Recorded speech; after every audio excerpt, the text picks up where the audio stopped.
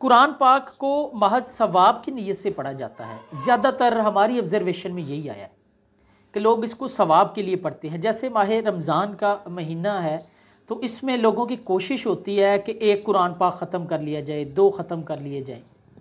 तो क्या कुरान पाक को सवाब की नीयत से पढ़ना ही मुनासिब है? हालांकि ये तो एक हदायत की किताब है, इसके ऊपर आप क्या कहेंगे? बिस्मिल्लाह वस्सलातु वस्सलामु अला मन ला नबिय्य बाद, अम्मा बाद, फ़ौज़ु बिल्लाहि मिनश शैतानिर रजीम, बिस्मिल्लाहिर रहमानिर रहीम।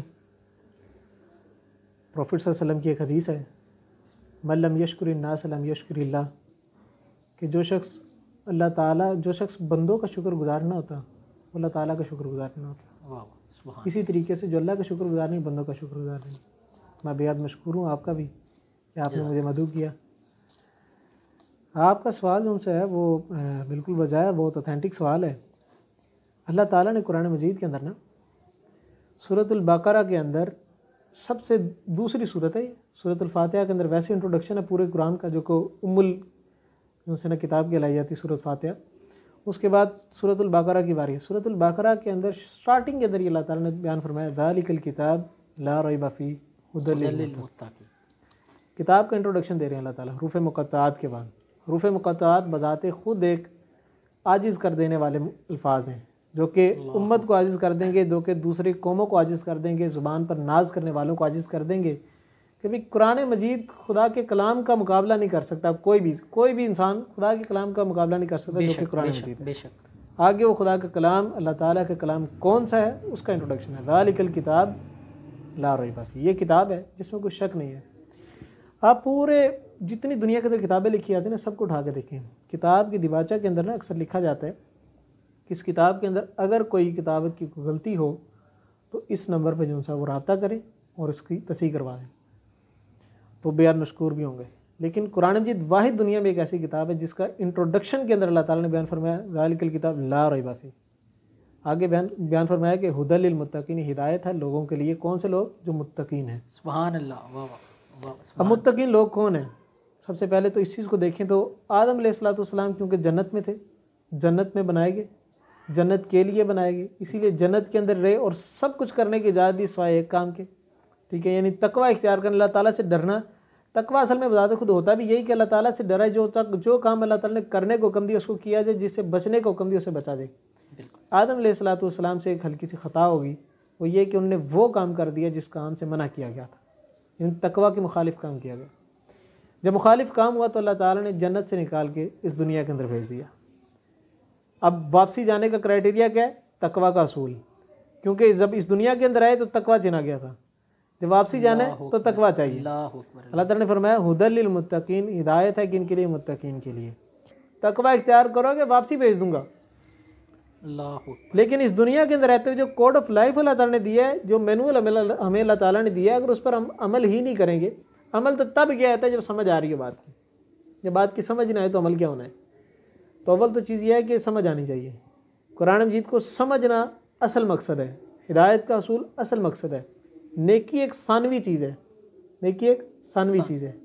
प्राइमरी चीज़ जो सी है वो हिदायत है, सेकेंडरी जो सी है वो सवाब है, वो सवाब। ये इसी तरीके से एक गन्ने की रो वाली मशीन है, उसके अंदर जब गन्ना डाला जाता है उसका असल मकसद क्या होता है?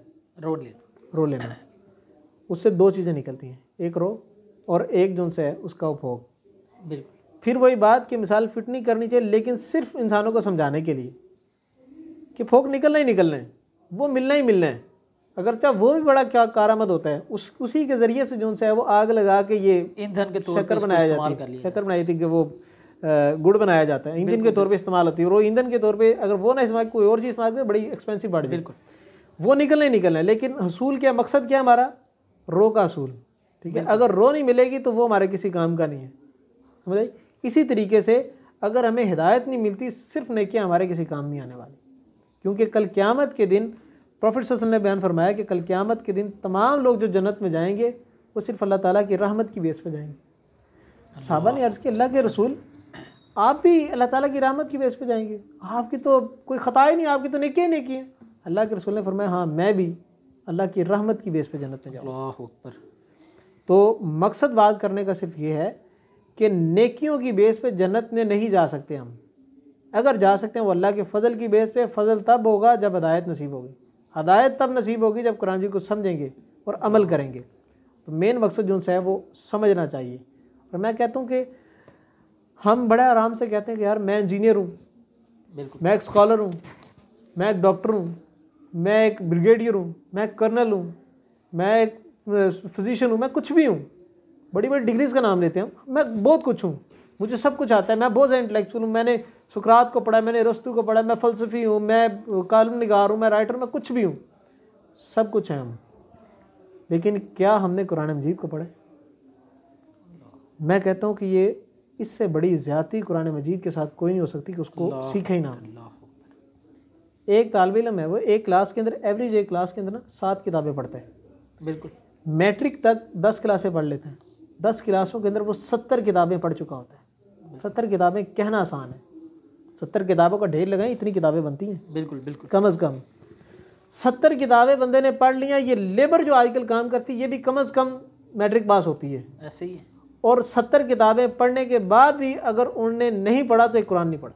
अल्लाह अकबर, अल्लाह अकबर। तो अल्लाह ताला कल क़यामत के दिन क्या सवाल ना करेंगे। इसलिए मेरा ख्याल है कि पहले तो असल मकसद हमारा यही होना चाहिए, कुरान जी से हिदायत का असूल, उसके लिए हमें सीखना चाहिए इसको।